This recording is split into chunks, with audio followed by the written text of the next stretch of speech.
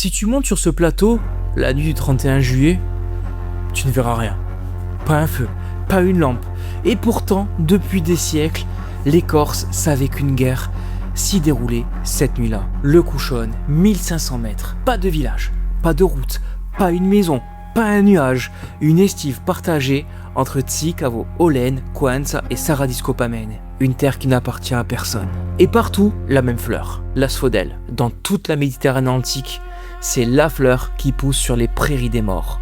Retiens-la, elle va servir d'âme. On les appelait les Matseri.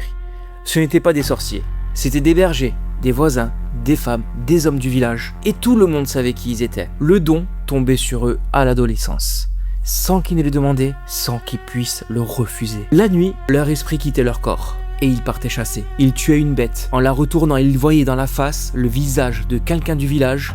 Cette personne allait mourir dans l'année, et le Matsero devait le dire. Une fois par an, ça devenait collectif. Ils appelaient ça Amandraga. Dans la nuit du 31 juillet, les Matseri de chaque commune montaient sur le Couchone et s'affrontaient. Avec des armes d'asphodèle, le camp vaincu perdait dans l'année autant de villageois qu'il avait laissé d'hommes sur le pré. Personne n'a jamais vu cette bataille. Elle se livrait en rêve. Mais au matin, les bergers disaient avoir entendu des cris dans le brouillard. Et le plus troublant n'est pas là. C'est que partout ailleurs en Europe, on brûlait ces gens-là. En Corse, non. Les Matseri vivaient dans leur village. C'était des personnes comme vous et moi. Ils allaient à la messe, allaient acheter leur pain. On les laissait tranquilles. Parce qu'ils n'annonçaient pas la mort. Ils la voyaient venir. Et si cette histoire t'a plu, abonne-toi.